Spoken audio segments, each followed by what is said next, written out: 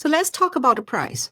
Now, you might just think that it is a 5 cents, but in many Asian rooms, there is an old saying 5 cents is as big as the bull cart wheel. So it's not about the amount we're talking about here, it's what it represents, because in those high context cultures, price isn't just a matter of mathematics. It's pride, it's control, and a lot of times it's survival. And here's what really is happening. When we code a small uplift, say even a 5% or $2 more per unit, or even a slightly higher package, we're not just asking for more money, we're putting the buyer in a position where they now have to go back and justify the bump to their boss, to the procurement, or even to themselves.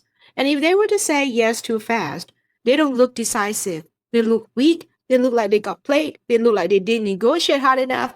And that is the resistance you're getting. It is no longer about affordability. It's about how it looks. Now, in a lot of Western deals now, values are very often used to override the price. It's possible. But in Asian deals, though, price itself is of utmost importance, and it is the proof of control. The logical side of it might say this is fair, but emotional side of it is going to be screaming, if I were to agree too easily, then what does that say about me? So it is not a 5 cents. It's about not looking like a fool.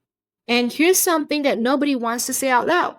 Most Asian buyers will never say yes to the first offer, not because it's bad, but because there's a deep belief that the first offer always have tons of buffer. So if they were to accept it right away, they feel like they're not getting the best deal, and that looks weak, looks naive, and looks like they did not negotiate properly.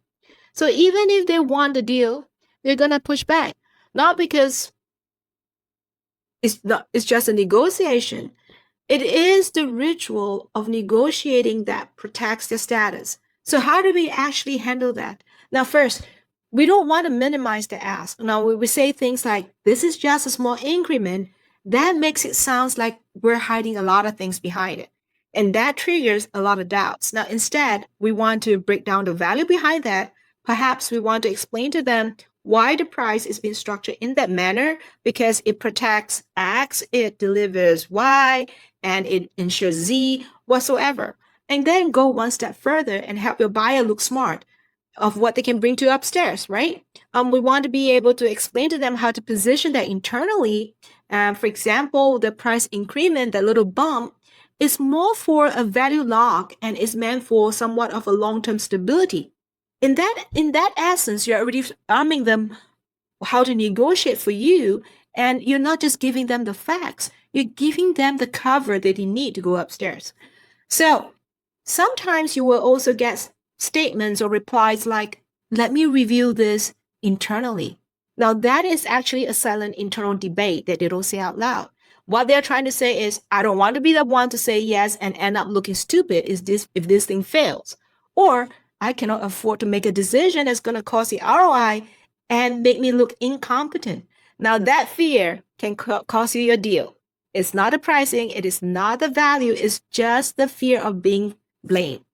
Now, that is fair, because even the stakeholders, when they claim that they can be objective, they are not, because nobody is.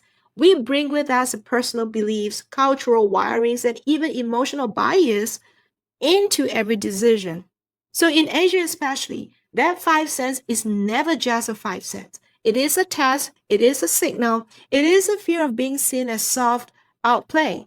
So what you see as a reasonable number out there, to them, is a personal compromise. And if you don't account for that and you continue to pitch with logic, numbers, mathematics, you're setting yourself for failure.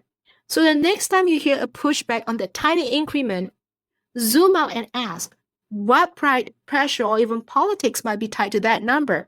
Because if you don't see that and continue to negotiate with your logic, you fail to see what they're doing behind the scene, because they are probably calculating the risk of looking weak. So if this crack opened something for you, episode 3 is the next silent killer, ghosting.